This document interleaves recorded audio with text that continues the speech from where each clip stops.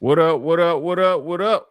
Welcome back to another edition of the Bad Podcast. Brad and Dwayne. My name's Brad. That's Dwayne. Just kidding.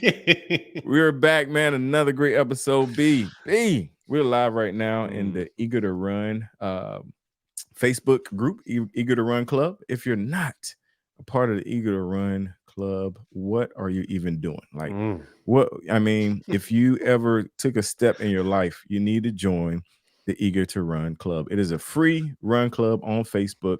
Our guest is backstage and we're asking her to join. Like, everybody needs to join the Eager to Run Club. So we're live right now in the Eager to Run Club. A great reason to join the club so that you can watch these live. But B, what are we talking about today, brother? We're going to talk about the preparation phase. We're going to talk about planning. But when we prepare ourselves and when we plan everything out, we have to remember that perfection is not attainable. But if we chase perfection, we can catch excellence. Vince Lombardi said that, and I thought it was fitting that it's the playoffs, man. The Super Bowl is about 2 weeks away. So let's talk about perfection. Let's talk about planning. Let's talk about preparation. Let's get it. Hey, good job, guys. Good job. Mental battles. Mental battles.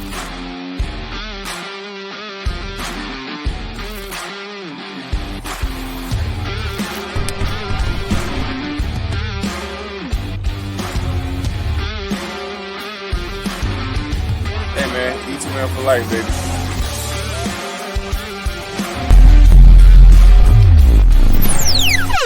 What it look like, what it be like, what it do. Back in here, another edition of the Bad Podcast, man. And we are back again, Brad. We got another guest, another awesome guest, man. I'm just super excited to continue to do this podcast, man. We're knocking these out every week. Your favorite place to come for motivation, inspiration, and a few laughs, man. That's what we do here, B. So I'm going to throw it to you so you can throw it to our guest. Yes, sir.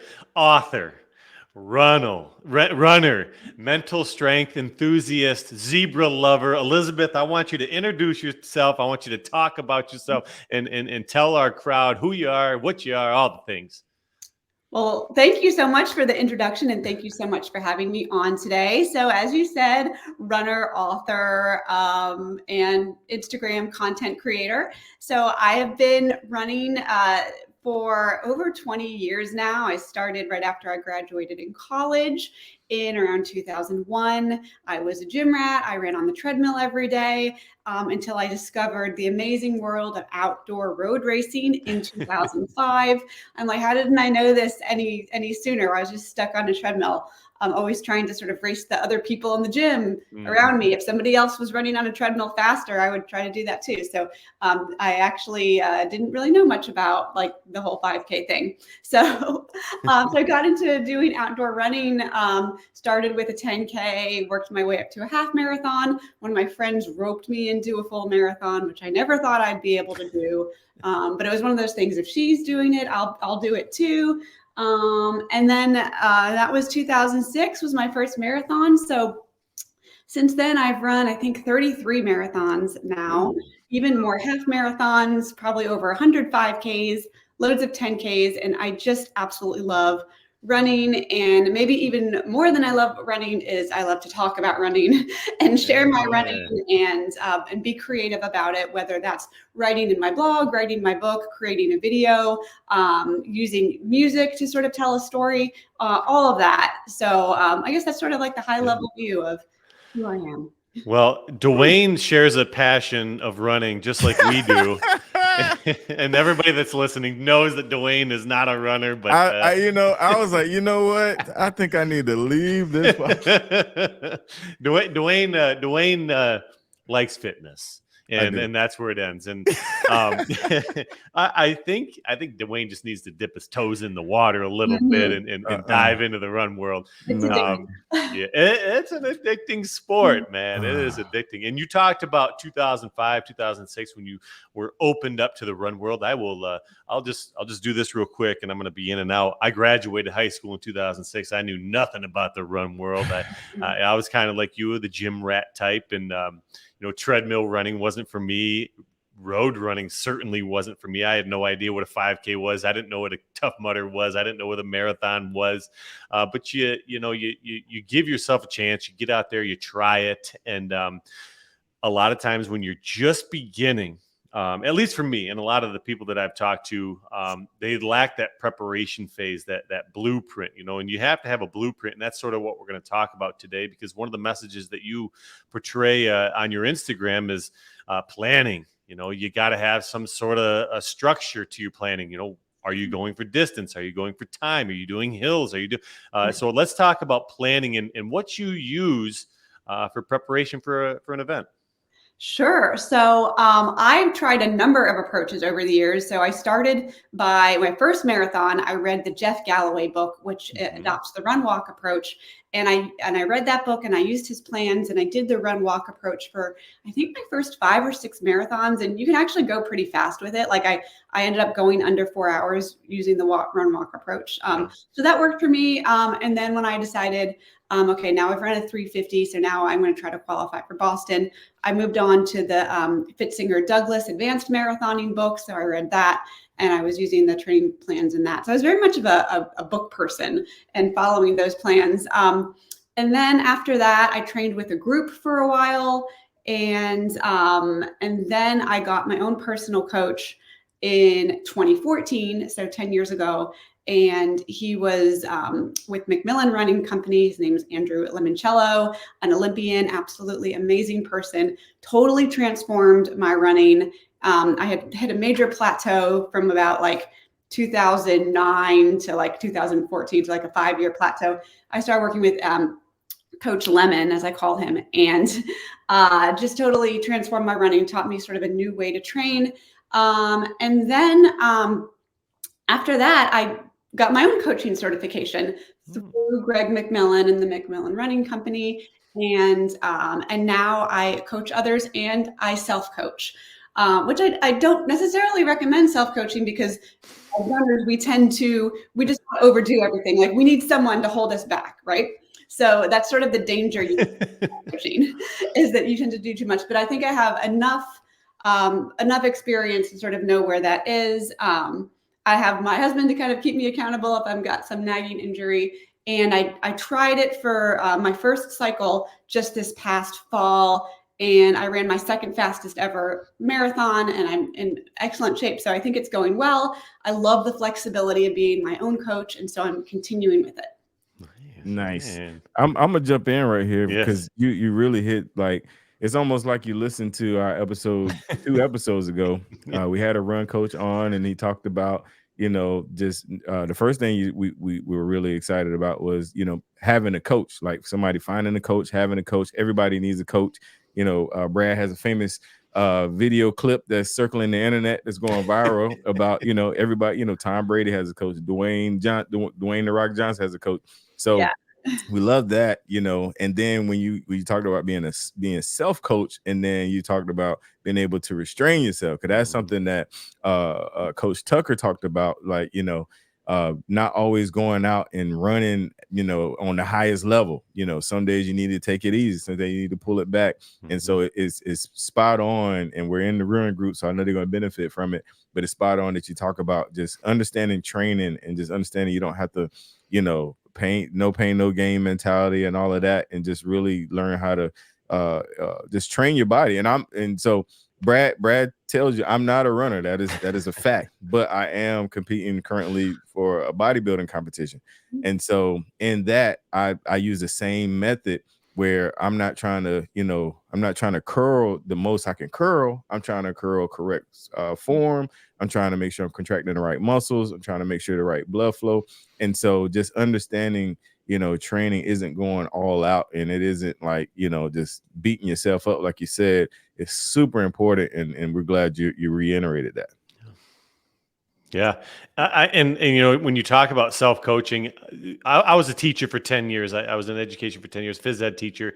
And one of the things that we would always preach to our kids was, it's not how fast you do it, it's how well you do those things. And when you're trying to run out of the gates and you're trying to go 100 miles an hour every training day, guess what? You're going to experience those injuries. You're going to experience those nagging long-term injuries. And if you don't take that time to slow down, take that step back and let your body heal, man, it's going to be detrimental to crossing that finish line. Like you're out there self-coaching, getting yourself to that finish line faster, but you also understand that it's not how fast you get to that finish line, it's how well you get to that finish line. But then on race day, baby, race day, we're ready, and that's how greatness is achieved right there. Perfect. Yeah. I want to talk about this perfection thing that you were just talking about. Oh, sorry. Go ahead. I'm sorry. I was just cut you right off. I agree with you. I want to talk about this perfection thing. In the quote that I had in the beginning was something along the lines of chase perfection, but we know that perfection is not obtainable. And Vince Lombardi said, chase perfection at all costs, knowing that we'll never get to perfection, but excellent is something that we can obtain, which you have obtained. I mean, you're qualifying for Boston. Yes, please. That's excellence. That's excellence. And I got an example real quick. So I thought I had perfectly planned and perfectly trained for a marathon in 2016. It was the Buffalo Marathon, first ever marathon. And I thought I had perfectly planned for this event, but sometimes we can't control things that happen to us. So, man, I got the nutrition down to a T. I trained, man. I did the intervals. I did some hills. I did some fartlek training. I did all the things that you were supposed to do. And I got to event day, and I didn't know it was going to be 95 degrees. And I didn't know it was going to be 85% humidity. I didn't have control of these things. So I had materialized this idea of this perfect marathon because I had trained for it. I had perfected all my training. But sometimes when we have an environment or a circumstance that we can't control, you need to be able to pivot. So how do you take an uncontrollable environment, situation, circumstance? How do you take that uncontrollable and maybe just pivot? How do you take those circumstances and pivot? Yeah. And that's where you sort of have to rely on your experience. And as you said, as a new runner, you don't have that experience. So it's learning. You got to see running as a constant learning experience. So if you do have experience, you know that these things are possible. You know it's possible for there to be unexpected gusts of wind or for some hills to prop up that even if you've studied the course profile, it could be, I didn't think the hills were going to be this steep or this long. And as recently as like 2 years ago, I ran a half marathon where I had studied the elevation profile and I thought, yeah, just one hill here, one hill there, but the whole thing ended up being hilly. And I ran a time that I was not very happy with. So yeah, I think it's really about learning how to be flexible, adapt, and sort of accept your new reality. And if it's going to be 90 degrees, very humid, and you're originally targeting a certain time, you sort of have to know going in that that's not realistic anymore. And that's okay, because it's really just your time is really just a number. And the satisfaction that you'll get out of it comes more from the process and the execution and the trying hard. And if you do feel like your satisfaction comes strictly or primarily from the time, then that's something that you should be working on, is understanding that more satisfaction, true satisfaction, is to be had in how you execute and how you handle it versus the number on the clock, simply because the number on the clock is just completely subject to these things that are out of our control, as you just said. That's absolutely incredible. And so our demographic, Elizabeth, is it's mostly people that have lost a lot of weight. So our business is E2M Fitness. It's an 8-week weight loss challenge.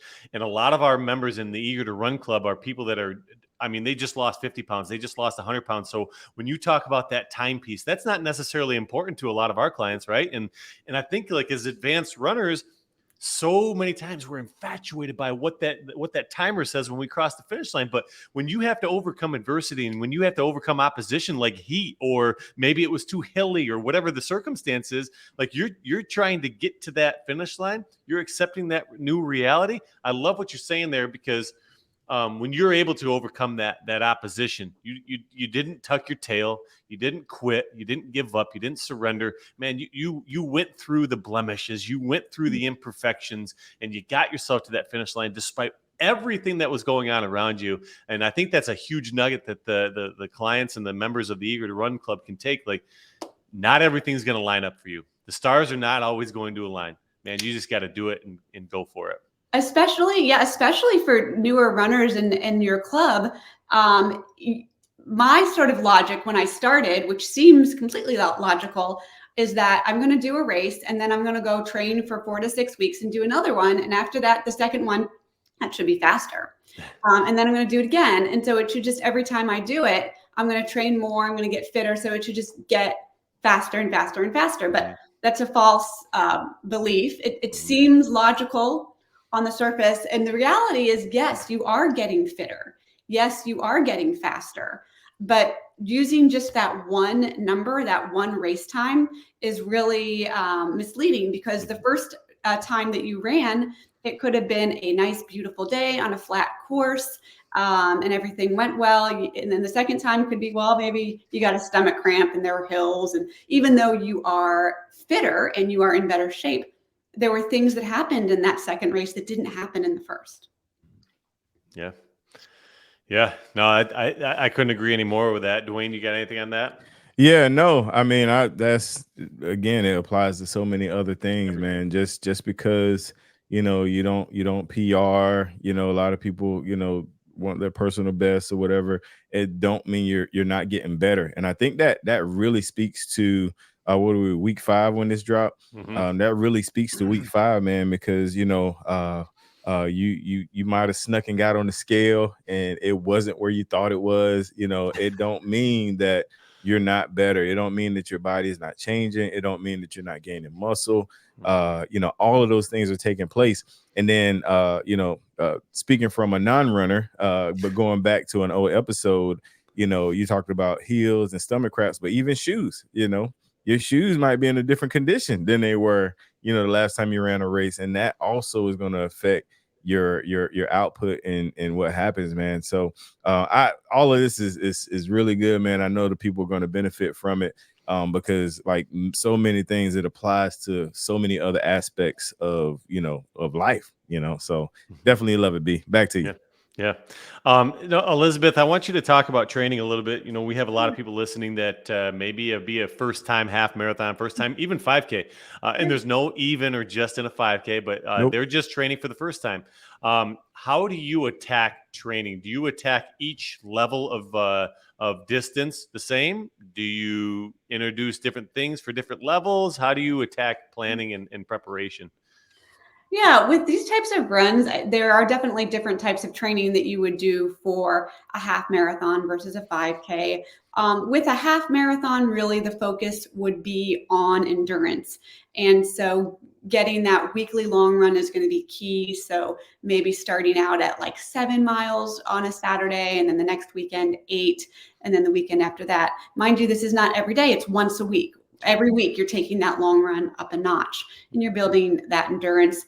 With 5K, you may be able to run 5K just fine. The distance is not a problem for you, but you are trying to get faster. So then once a week, I would recommend once or even twice a week doing intervals, whether you go to a track and you run laps, quick laps, like one fast lap, one easy lap. Interval training like that is very helpful for 5K, or what we call tempo runs, where it's just faster than your easy pace. But it is important when you're training for a 5K, half marathon, no matter what distance, no matter how experienced that you are, that you give yourself variety and that you alternate between hard runs and easy runs.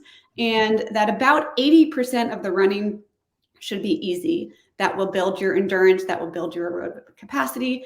And about 20% of the runs will be hard, fast, get that heart rate up really high. And so maybe those are twice a week. Mm-hmm. Excellent. And I'm seeing some of the comments come through on the Facebook page and all good stuff. I mean, people are learning, people are growing that mind. You talked about reading books, and growing that mind. A lot of us, in the fitness industry, I was always into heavy lifting. I was an athlete in high school, and us clanging and banging back in the day. And now, you learn to open your mind to new things. You got to have that flex mindset versus a fixed mindset. And I think a lot of people have an open mind when it goes to running, especially our client base, Dwayne, people that have never done a 5K, 10K half, full Mary. And so they're learning a lot right here. I think we can rack it up right here. I think that was some solid nuggets, unless you got Absolutely. more, Dwayne. Absolutely. No. I think we're good. I just, what I always say is funny. You talk about, our clients being introduced to running. It always takes me back to me and you that time. Elizabeth, I ran, I think it was 3 miles on the treadmill. It was the first time ever. And I was so excited because I had lost, over 60 pounds. And I posted, I was like, man, I just ran 3 miles. And Brad was like, oh, man, you ready for the 5K? I was like, man, I'm not running 5,000 miles, man. What are you talking about? I had no idea what he was talking about, man. But that's what our demographic, people that never thought about running. I remember the day I ran a mile without stopping.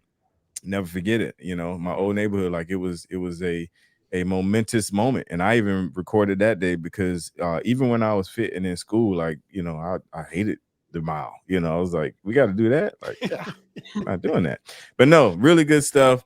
We'll get ready to transition into the back half of the show. And this is a segment we call the Do You Know or Did You Know moment. I'm gonna play a video. The video give you a little bit extra time to think about what that thing may be, but it's a short video. So I'm gonna warn you now, it's short. So have your do you know or did you know fact about yourself as soon as this video is over. Do you know? All right, the video is over. All right. Yeah. So what is a do you know or did you know moment that someone that maybe follows you on social media would not know? Well, I think everyone knows that I have this obsession with zebras. I love them very much. But maybe what people don't know is that obsession with black and white carries into 2 other things, one of which is playing the piano. And I love playing the piano. I just bought a new grand. So I've been pretty much playing the piano, actually spending more time on that than running the past few weeks. It's been insane. And then the other thing is chess. So I love playing chess, and I've played a few live in-person tournaments. I play online. My husband and I play together. I've learned a lot of the openings and a lot of the theory behind it. So chess, zebras, and pianos, all things that you will see around my house in abundance. Do you offer coaching to chess? I could. I might take you up on that. Just send me your rate. Sign both of us up. my wife will whoop me at chess because she knows how to play and I don't. And she also can tickle the ivory a little bit, and I don't know how to do that either. So I might hit you up for both. Yeah, I was gonna say I'm impressed and jealous at the same time. Like very, very, very, very. No, that's awesome. 2 things that I mean, super impressive. Playing the keys and then playing chess. That's I love that. Good deal.